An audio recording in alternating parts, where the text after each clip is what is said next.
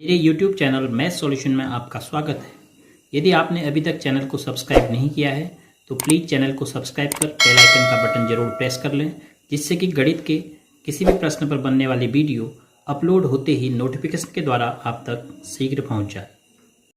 अब प्रश्न संख्या 6 है, निम्नलिखित स्थितियों में समीकरण बनाइए। इरफान कहता है कि उसके पास परमीत के पास जितने कंचे हैं उनके 5 गुने से 7 अधिक कंचे हैं। अब इन प्रश्नों को पहले आपने हिंदी में शुद्ध रूप से पढ़ना होगा। जहाँ पर कॉमा है रुकना होगा, जहाँ पर पूर्ण विराम है अधिक रुकना होगा। अगर आप शुद्ध रूप से पढ़ेंगे तब आपके समझ में अच्छी तरह आएगा। अब कोई बच्चा ऐसे पढ़ेगा, इरफान कहता है कि उसके पास परमीत के पास जितने कंचे हैं, ऐसे नहीं समझ आएगा। तो इरफान कहता है कि उसके पास रुकना है, परमीत के पास जितने कंचे हैं उनके 5 गुने से 7 अधिक हैं। अर्थात इरफान के पास कंचों की संख्या कितनी है, परमीत के पास कंचों की संख्या जो है उनके 5 गुने, परमीत के पास जितने भी होंगे उनका 5 गुना से 7 अधिक में 7 जोड़ना पड़ेगा, उतने कंचे होंगे इरफान के पास। अब इरफान के पास कितने कंचे हैं, 37। तो पहले हम इरफान के कंचों की संख्या लिखते हैं परमीत के कंचों की संख्या के रूप में। परमीत के पास कंचों की संख्या m लीजिए का है, तो आप मानेंगे कि माना परमीत के पास जो बोला गया है वही हम लिख लेंगे। माना परमीत के पास कंचे संकेत में बोला गया है कि कितने लीजिए, m बराबर m है। तो अब इरफान के पास कितने हो गए, इरफान के पास कंचे बराबर कहा है परमीत के पास जितने कंचे हैं उनके 5 गुने, m के 5 गुने से अधिक, कितने अधिक, 7 अधिक। तो बराबर 5 पहले लिख देंगे, 5m धन 7 कंचे हैं इरफान के पास, और इरफान के पास कंचे हैं कितने, 37। तो इसका मतलब जो ये संख्या है यह 37 के बराबर है। तो अतः समीकरण बन गई है, इरफान के पास कंचे 5m धन 7 बराबर कितनी है, 37।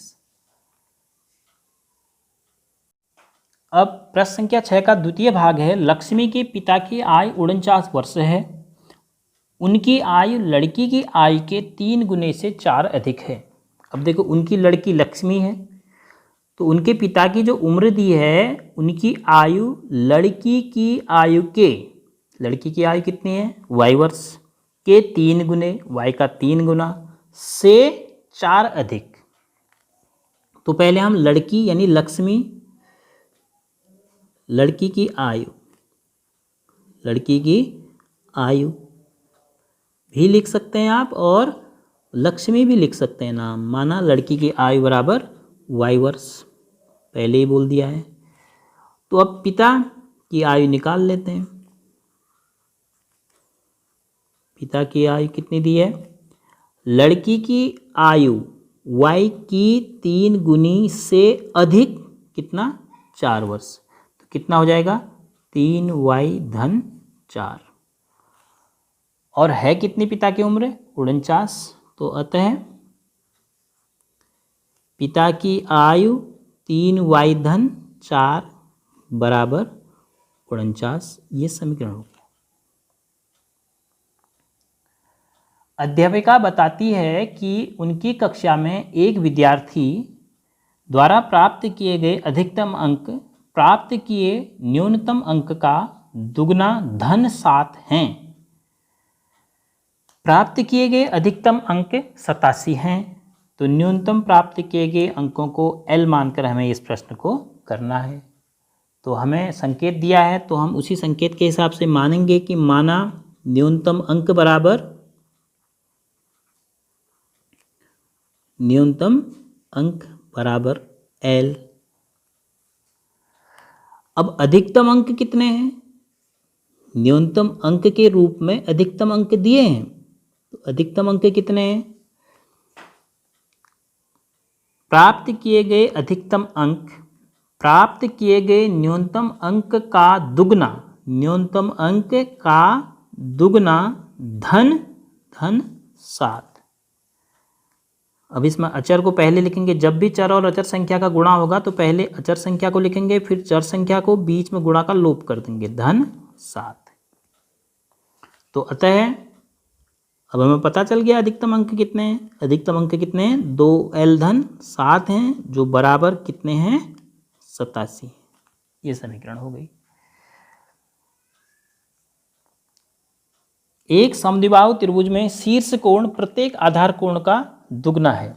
अब यहाँ पर आपने पहले समद्विबाहु त्रिभुज को अगर समझा है तो ठीक, नहीं समझा है तो एक बार आपको बता देता हूँ कि समद्विबाहु त्रिभुज में दो भुजाएं बराबर होती हैं और कौन आधार कोण होता है, कौन शीर्ष कोण होता है, वो आप समझ लीजिए। माना एक समद्विबाहु त्रिभुज है PQR, इसकी ये भुजा इसके बराबर है, तो जो बराबर भुजाएं जिस सिरे पर मिलती हैं इसे कहते हैं शीर्ष कोण। इस कोण को कहते हैं शीर्ष कोण और इन दोनों कोण को कहते हैं आधार कोण। अब आप प्रश्न पढ़िए, एक समद्विबाहु त्रिभुज में शीर्ष कोण प्रत्येक आधार कोण का, क्योंकि ये दोनों कोण बराबर होते हैं इसलिए प्रत्येक का है, प्रत्येक आधार कोण का दुगना है। मान लीजिए कि प्रत्येक आधार कोण B है, मतलब ये भी B डिग्री है और ये भी B डिग्री है। तो याद रखिए कि त्रिभुज के तीन कोणों का योग 180 डिग्री होता है। अगर ये B डिग्री है, ये B डिग्री है और ये कितना है, इन दोनों में से प्रत्येक का, या तो इसको मान लो या इसको मान लो, इसका दुगना, तो 2 गुणा B बराबर 2B। तो आधार कोण हमने मान लिया। अब समद्विबाहु त्रिभुज इसलिए नहीं लिख रहे हैं क्योंकि प्रश्न में समद्विबाहु त्रिभुज दिया है, कि हम सीधे मान लेते हैं कि माना आधार कोण किसका, समद्विबाहु त्रिभुज का, बराबर B अंश। डिग्री को आप ऐसे भी दिखाते हैं। तो शीर्ष कोण कितना हो गया, 2 गुणा B डिग्री बराबर 2B डिग्री हो गया। अब आपने क्या निकालना है, एक समीकरण। अब B और 2B, इन तीनों को जोड़ेंगे तो इन तीनों अंतःकोणों का योग 180 अंश होगा, क्योंकि यह एक त्रिभुज है। अब चूंकि कोण P धन कोण Q धन कोण R बराबर 180 अंश, त्रिभुज PQR के लिए, किसी भी त्रिभुज के लिए तीन कोणों का योग 180 अंश होता है। तो P की जगह 2B, Q की जगह B, R की जगह B बराबर 180 अंश। तो कितना हो गया, 2B 3B 4B, कुल मिलाकर 4B बराबर हो गया 180 अंश। और ये आपकी समीकरण आ गई।